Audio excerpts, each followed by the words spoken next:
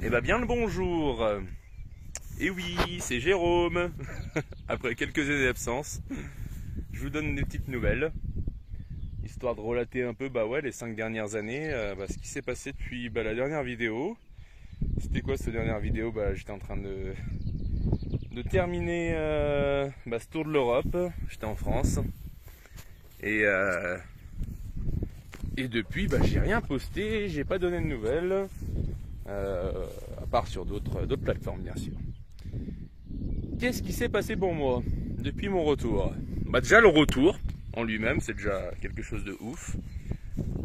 C'est 17 000 km de voyage, j'ai eu 3 ans et demi de marche, 2 pauses de 1 an presque. Donc ça fait vraiment une grosse période de ma vie que j'ai passé un peu sur les routes ou avec ce projet de marche dans la tête.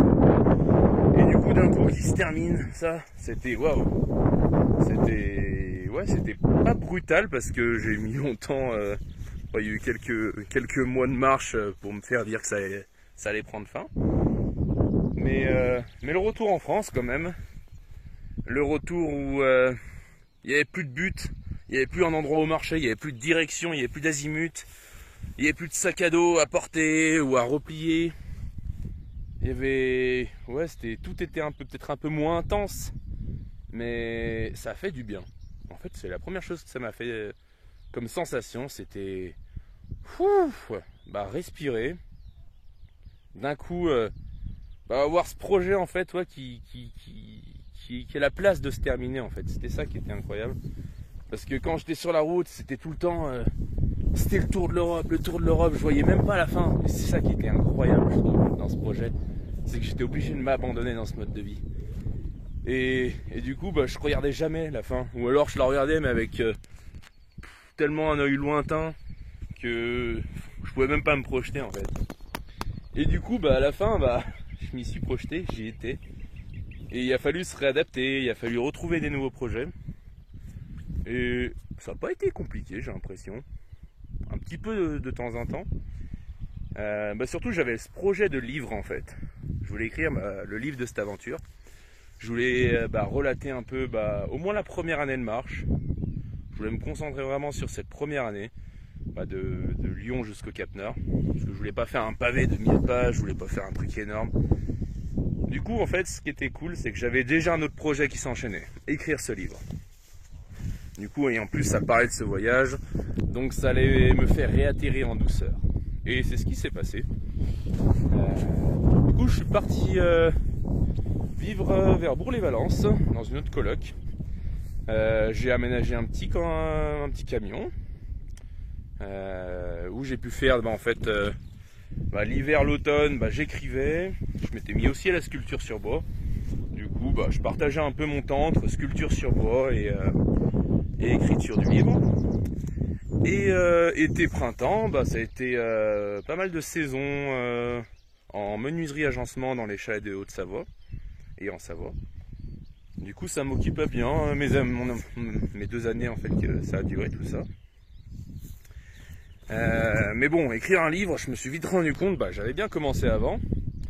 Je l'ai repris, je l'ai réécrit, je l'ai repris, je l'ai réécrit. Je voulais un truc vraiment abouti, je voulais quelque chose où j'y mettais vraiment toute mon âme. Et en fait, ça m'a pris un temps inimaginable. Des relectures, des corrections. Et mine de rien, je me suis vite rendu compte que ça allait prendre quelques temps. Du coup, je me suis pris plein d'autres projets à côté. Je suis parti marcher pour l'association Seuil de Bernard Olivier, où c'est de la réinsertion de jeunes délinquants à travers la marche à pied. Et en fait, j'ai voulu vivre cette expérience. C'était un peu dur sur le moment parce que j'ai eu un petit jeune un peu difficile. Mais après avoir marché en fait autant de temps tout seul, j'avais envie de marcher à plusieurs et de voir un peu ce que ça donnait, surtout si c'était moi en tant que guide, accompagnant. Donc ça, c'était une expérience qui s'est un peu terminée brutalement parce que le jeune semblait un peu difficile et j'ai pas renouvelé l'expérience. Mais bon, c'était un petit rêve depuis longtemps de faire partie de cette association. Du coup, je l'ai fait. qu'est-ce qui s'est passé après? Bah, j'ai rencontré la femme de ma vie, sans trop le savoir au début, quoique on met quand même quelques mois à s'en rendre compte. Et on est parti s'installer en Haute-Loire. La Haute-Loire, c'est... Je la traversais en fait depuis un peu toute mon enfance. Et j'avais cette image dans ma tête de grands espaces, de paysages un peu lunaires, de gros orages, de vent, de neige. Et c'était un peu ce qu'on a trouvé. Il y a un peu tout l'univers qui nous a guidés là-bas. On a vite trouvé une petite maison en location. Bah, toujours celle-là, là, ici. Bon, on est 4 habitants dans le hameau. Il y a 2 sœurs de 70 ans et moi et ma petite femme. Et nos 2 chiens, hein. Un cadeau. C'est la mère et la fille. Et du coup, on s'est installé là-bas. Qu'est-ce que j'ai fait? Bah, moi, je suis menuisier à la base. Du coup, j'ai trouvé un petit job de menuisier charpentier dans une boîte du coin. Où j'y suis resté, quoi, un an. Et mon but, c'était un peu d'ouvrir... de me mettre un peu à mon compte. En sculpture sur bois, en bijoux. Parce que j'ai toujours eu... travaillé dans le bâtiment ou travailler dans la menuiserie. Mais le petit côté artistique me manquait. Et il faut le dire, hein, j'aime pas trop être dirigé par un patron. Du coup, me mettre à mon compte, c'était un peu ce qu'il me fallait. Du coup, au bout d'1 an, j'ai arrêté ce petit travail et j'ai ouvert mon atelier. J'ai commencé à créer des bijoux, des nœuds papillons en bois, des sculptures, enfin plein de petits trucs. Et que j'ai commencé à vendre, que je continue maintenant du coup. Vendre sur les marchés de créateurs du coin, en Haute-Loire ou même sur les régions et départements voisins. Et du coup là ça fait quoi? Ça fait 1 an et demi que je suis lancé, donc c'est le début de projet. Et en même temps, il y a eu quoi? Il y a eu le livre. Attention, je vous le montre. Le voilà le petit. Il était un pas. Il a été publié quoi il y a à peu près 1 an. Attends, c'était quand? J'ai terminé de l'écrire. Je l'ai auto-édité du coup. J'ai choisi l'auto-édition parce que c'était plus facile. C'était au moins, je me suis dit j'ai vécu ce projet, je l'ai écrit, je l'ai publié moi-même. Il y avait un petit sens dans ma tête.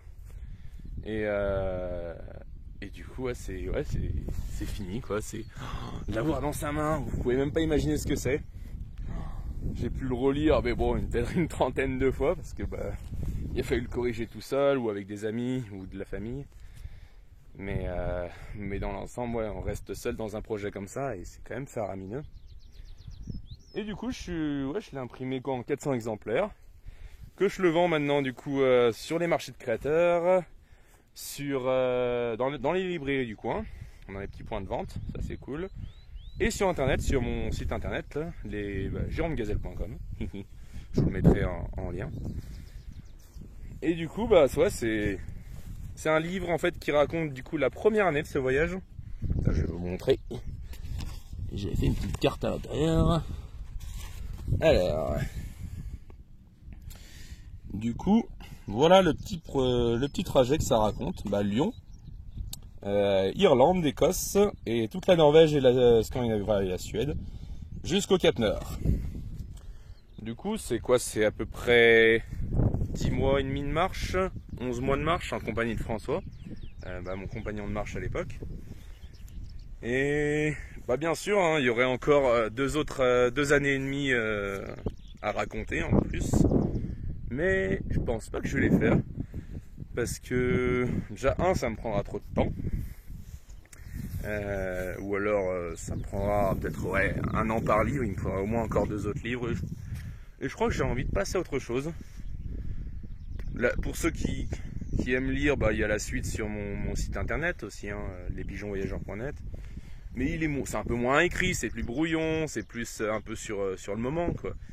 Mais j'avais jamais vraiment relaté vraiment de belle façon cette première année en fait. l'année de découverte en fait, une année de lancement où on découvrait tous les deux la marche, ce mode de vie en fait de nomade, les rencontres, on se découvrait nous-mêmes, on était jeunes, hein, on avait 23 ans, hein, là j'ai 33 ans, hein, c'était il y a 10 ans. Et du coup ouais, dans cette année en fait, ouais, ça me tenait à cœur de la relater, de parler un peu de notre relation de compagnon de marche qui n'a pas été facile du tout, d'expliquer un peu les rencontres, de parler un peu de toutes nos découvertes en fait qui font que cette première année reste magique en fait. Quand j'y pense, j'ai des petites étoiles dans les yeux parce que c'était le début de tout. Je suis parti marcher encore 2 ans et demi. Après il y a plein d'autres souvenirs, il y a eu plein d'autres rencontres bien sûr, mais c'est encore différent parce que là j'étais tout seul et pour moi c'était un autre voyage presque. Du coup voilà, je vous raconte du coup cette première année dans ce livre. Et je pense pas que je réécrirai le deuxième et troisième tome. Parce que je trouve ça très bien comme ça. J'aurai pas le temps. Et aussi, j'attends un petit garçon. Dans 4 mois, je vais être papa en fait. Enfin, on va être parents. Et du coup, là, c'est une grosse aventure qui va prendre du temps. Qui va prendre beaucoup d'énergie. En plus de mon entreprise, Cœur de Bois. Du coup, je pense que l'écriture, soit je l'écrirai bien plus tard, soit je l'écrirai pas et ce sera très bien comme ça. Mais ouais, sinon la vie continue, je marche très peu, j'ai pris quelques kilos, mais c'est des autres projets en fait, j'ai toujours adoré le bivouac, la marche, les tempêtes, les dangers. Dans ce tour de l'Europe, en fait, j'ai eu tout ce que j'ai toujours rêvé d'avoir. Enfin, c'était vivre une aventure, vivre quelque chose de puissant, me découvrir à travers des épreuves, faire des rencontres à l'appel, me découvrir autour d'un feu, autour d'une forêt, autour d'une tempête. Enfin voilà, je voulais vivre vraiment cette aventure, presque extrême, mais très simple en même temps. Et je crois que j'en ai plus envie maintenant. Enfin, j'ai eu ce que je voulais en fait. C'était ce petit rêve. Et maintenant, je suis passé à autre chose. Bien sûr, je marche toujours un petit peu de temps en temps, mais c'est des petites randonnées, très peu de bivouac, ou alors c'est des bivouacs entre copains, juste histoire de dormir un peu sous la tente ou autour d'un petit feu, partager un petit moment. Mais je pars plus des semaines, je pars plus des jours. Et des fois ça me manque un petit peu. Mais en fait mon mode de vie maintenant m'offre tellement de bonheur que j'ai tellement expérimenté, j'ai tellement vécu en fait ce genre de moments en fait dans la montagne ou tout seul, que je sais ce que ça donne, même que. Et c'est pas que j'en veux pas, mais je suis passé à autre chose. Et c'est très bien. C'est la vie, je trouve. Il y a des belles choses, regardez. Ça, c'est Louve. C'est la fille de ma Falca. Ouais, attends, elle est où, Falca? Falca! Elle est un peu flemmarde des fois. Je l'ai eu juste après la fin de mon tour de l'Europe. 2-3 mois après. Ah, ma belle. Bonjour, ma belle. Oh, bon. Elle veut jouer là, hein. Falca.